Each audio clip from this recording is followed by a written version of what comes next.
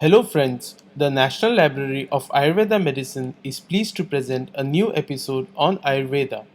The present release is part of a video lecture series prepared for the education of Ayurveda literature in accordance with the academic curriculum of Ayurveda studies in India. My name is Dr. Sumit Kesarkar and I will be your host throughout this video on Shrushti Karma Nirupan, which discusses cosmology or the origin of universe and human life. Shrushti means that which is evolved or produced. Shrushti Karma Nirupan or the evolution of the cosmos is described vividly in various scriptures from the Vedas, Upanishads and Puranas. Of these scriptures, the Darshan Shastras or the six systems of philosophy have specifically elaborated on the process. Ayurveda has inferred from all the available scriptures and has incorporated the most logical description predominantly based upon the Sankhya Darshan. Sankhya philosophy, regarded as the oldest of the Shad Darshans, states that in order to understand life, one must consider the origin of the world from a physical perspective. Sage Kapila is considered the founder of the Sankhya philosophy. Comprised of 25 principles of manifestation, Sankhya philosophy is expressed as a model of evolving consciousness from non-material to material, from consciousness to matter. As per the Sankhya Darshan, before there was any manifestation of the universe, there was the absolute unmanifested state of Avyakta. Within the unmanifested state exists Purusha or pure consciousness and its creative energy of Prakriti. A brief description of Purusha has been explained in another video. You are requested to view that video to get an in-depth understanding of Purusha. To give a brief recap, Purusha is formless, colorless, pure consciousness and a passive witness to creation. Prakriti is the creative energy of Purusha. It has form, color and its attributes are in the field of action. Prakriti is the first principle of manifestation. Prakriti contains all the knowledge of the universe and consists of three gunas or the universal qualities of the cosmos. These three universal qualities, known as Sattva, Raja and Tam, are consciousness broken up into qualities which pervade all creation. These qualities lie dormant within Prakriti without the pulsations of Purusha. In the potential energy of Purusha and the creative will of Prakriti, we find an understanding of the evolution of the non-material energy into material expression.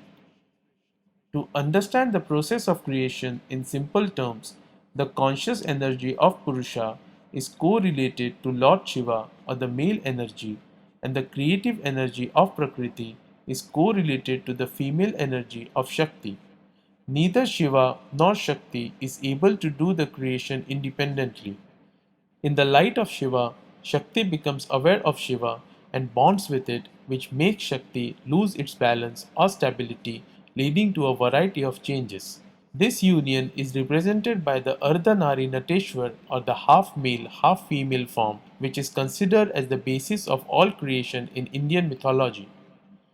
These changes result in creation of the second principle of manifestation known as Buddhi or Mahat or intellect.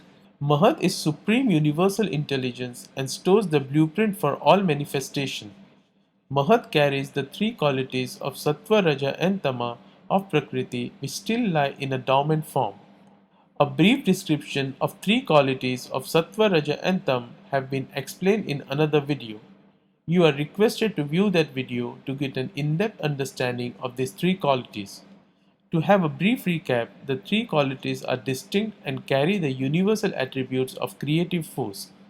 Rajas is a principle of action, volatile, the creative force. It determines movement. Tamas is inert, opposite to Rajas. It denotes potential energy and energy to be worked upon. Sattva is the principle of pure essence, bliss. It is everything that cannot be encompassed by Raja and Tama. It is moving with Rajas and inert with Tamas.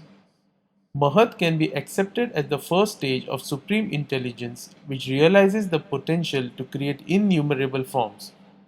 To create varied manifestations, each of those created entities must have their own individual characters which separates them from other. This individualism is the third step of manifestation as Buddhi gives rise to Ahamkara. Ahamkara is the I-ness or feeling of self that is created the moment identification with an object of perception occurs. In the human being, Ahamkara can be defined as the ego. The moment I is formed, Mahat is reflected in the individual as Buddhi or wisdom faculty. The manifestation of Ahamkara or individualism creates a spark, a life force which initiates the process of creation. This spark or life force is known as prana, which is the vibratory power that underlies all manifestations. It is through the pulsations of cosmic prana that Mahat or intelligence activates the dormant trigunas or the universal qualities of nature and blend it completely with Ahamkara. Sattva and Tama are inactive quality and require the kinetic force of Rajas to manifest the organic and inorganic universe. It is the movement of the three gunas from which the manifest universe came into existence. The mutual activity of these qualities are responsible for vivid creations in the universe and the different manifestations or perceptions of life forms, also known as yonis.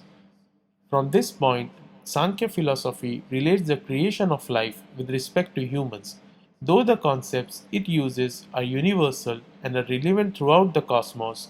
Ayurveda has specifically absorbed these concepts in relation to life on earth. The action of Rajas upon Sattva brings about the universe of sense perception or the organic universe, and the action of Rajas upon Tamas brings about the universe of form or the inorganic universe. We will study both these actions in brief. From the movement of Rajas upon Sattva, 11 Indriya or entities are created. They are 5 jnyanendriya or sense organs. They consist of Chakshu or the eyes, Stotra or the ears, Tvaka or the skin, Grhana or the nose, and Jiva or the tongue. 5 Karmendriya or the organs of work. They consist of payu or the anus, which is used for eliminating specifically waste, hasta or the upper limbs, pada or the lower limbs, vaka or the mouth, and upastha or the genitals for procreation. The 11th entity or indriya to be formed is mana. Mana can be correlated to the mind or cognitive function which receives the sensations of pleasure and pain experienced through the 10 indriyas. Hence, mana is known as Ubhaya Indriya because it can both sense and act to the 5 sense and 5 motor organs. The mana, however, cannot receive any experiences from the 10 Indriyas without them having any powers. For example, the eyes are useless without the power or the sense of vision. The senses are created from the movement of rajas upon tamas. These senses or sense qualities are known as Tanmatras and are 5 in number. They are Shabda or the sense of hearing, Sparsha or the sense of touch, Rasa or the sense of taste, Rupa or the sense of sight, and Gandha or the sense of smell. The Tanmatras are known as the Vishaya or the subjects of the Jnanendriya and Karmendriya, and the Mana experiences pleasure and pain of these 5 sense qualities through the 10 Indriyas. Apart from the sense qualities, the action of Raja and Tama is also responsible in creation of Panchamahabhuta or the 5 elements of nature as per the Sankhya philosophy.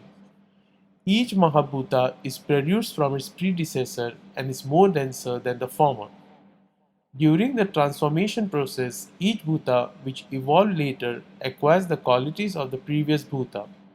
These 5 elements in descending format are Prithvi, which is perception of mass and is correlated to soil or land mass on planet Earth.